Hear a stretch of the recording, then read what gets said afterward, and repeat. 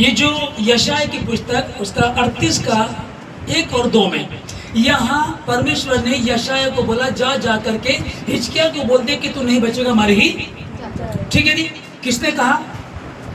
परमेश्वर ने कहा ना। परमेश्वर ने कहा कि उसको जाकर के बोल दे तू नहीं बचेगा, मर ही जाएगा। ओके, अब यशाया ने जाकर के बता दिया। आप कहा, उसे कहा कि तू अपने परिवार से, अपने घराने से सम्मति कर ले, बात कर ले, जो भी करनी है। और यहाँ क्या होता है कि अगर ये बातें यहाँ कहीं जाएंगी तो यही रहेगा कि भाई दामाद को बुलाओ, बेटी को बुला दो, परिवार को बुला दो, वकील को बुला लो, ताकि मैं जो भी प्रॉपर्टी है इससे मैं बांट दूं, बाद में दिक्कत ना है। यही रहना था। लेकिन उसने क्या किया? उसने तुरंत सब और से मुंह फेर करके उसने परमेश्वर की ओर, दीवार की ओर मुंह करके उसने प्रार्थना करना शुरू किया। गिड़गिड़ाया, रोया, प्रार्थना किया।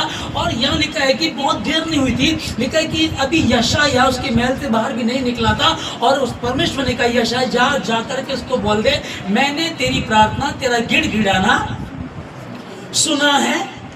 मैंने तेरी आयु के 15 वर्ष, मैंने तेरी आयु के 15 वर्ष बढ़ा दिया। अब समझेगा कि कहा था किसने? परमेश्वर ने, तू नहीं बचेगा, मर ही जाएगा। ओके, हम जब बाइबल में हम लोग पढ़ते हैं, इब्रानियों 6:18 में पढ़ते हैं, परमेश्वर बदलता नहीं है। दो बेबदल बातों के विषय में जिसमें परमेश्वर का झूठा ठहरना अनहोना है। अभी अगर हम इस बात को कहें कि परमेश्वर झूठ नहीं बोलता, परमेश्वर झूठा नहीं है, परमेश्वर ने जो कह दिया उसको टाल नहीं सकता कोई भी, अब समझो परमेश्वर ने अपनी ही बात को टाल दिया। इस पर थोड़ा विचार कीजिएगा। परमेश्वर बदलता नहीं बदलता, परमेश्वर सच्चा है। हाँ, परमेश्वर सच्चा है। दो बेबदल बातों के विषय में जिसमें परमेश्वर का झूठा ठहरना अनहोना है। जब शपथ खाने की बात आई और परमेश्वर ने अपने से बड़ा कोई नहीं पाया तो उसने अपनी ही शपथ को खा लिया। और समझेगा चीज को कि वो बदलता नहीं है। उसने जो कह दिया वो अटल है, वो टल नहीं सकता। तो फिर ये कैसे टल गया? हिजकिय्याह के लिए परमेश्वर ने कहा कि तू नहीं बचेगा, मर ही जाएगा। और बाइबल कहती वो झूठ नहीं बोलता। उसने जो कह दिया उसे कोई बदल नहीं सकता। ये कैसे बदल गया?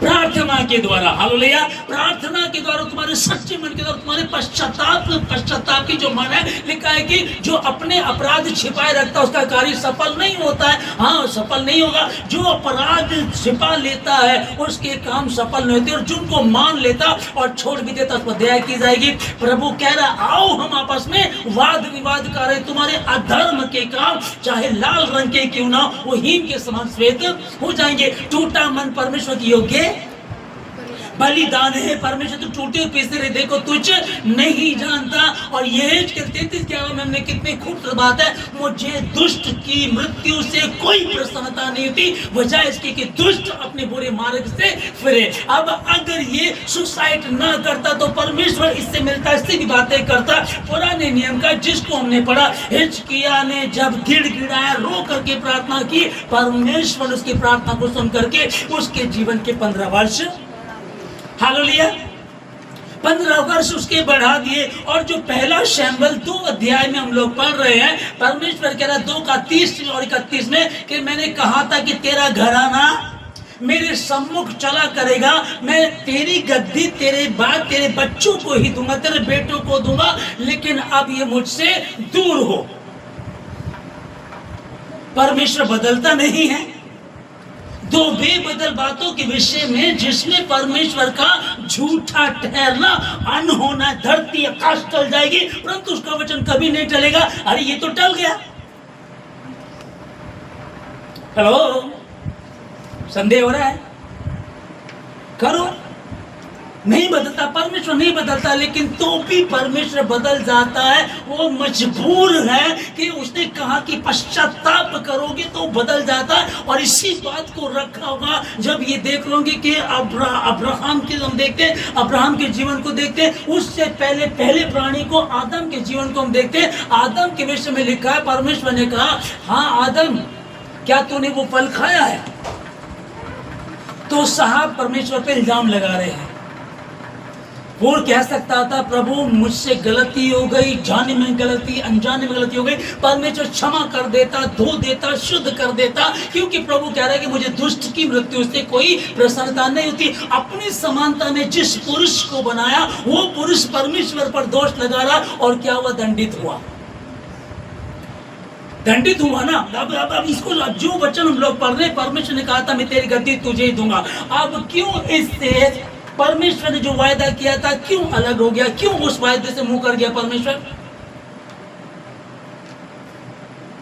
क्यों मुंह कर गया? क्योंकि इसके बेटे के बारे में बाइबल की हेडिंग हम पढ़ते हैं, और एली याजक के बच्चे लुच्चे थे, ये शब्द लेकर, ठीक है ना। अब जब परमेश्वर उनके विषय में ऐसा बोला कि लुच्चे थे, और परमेश्वर बात कर रहा है एली याजक से, एली तू मेरी बात को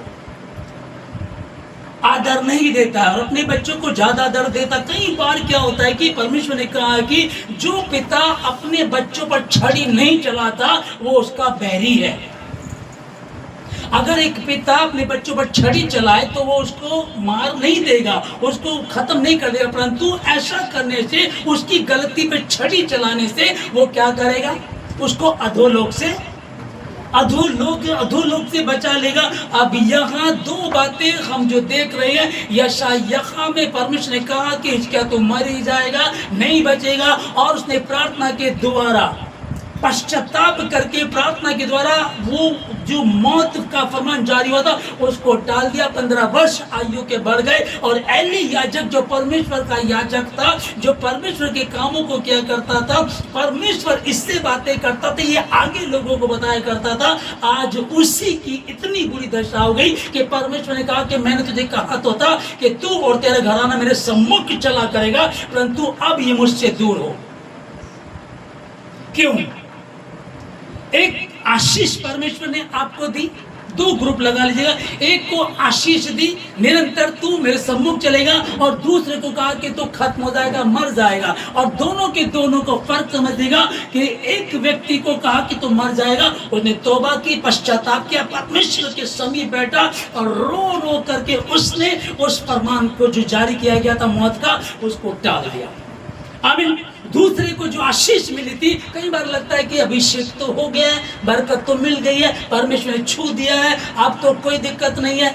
अभी समझिएगा, अगर आप उसकी केयर नहीं करेंगे, उसकी रक्षा नहीं करेंगे तो वो खत्म हो जाएगा। और यही हुआ एली याजक और उसके दोनों बेटों के साथ।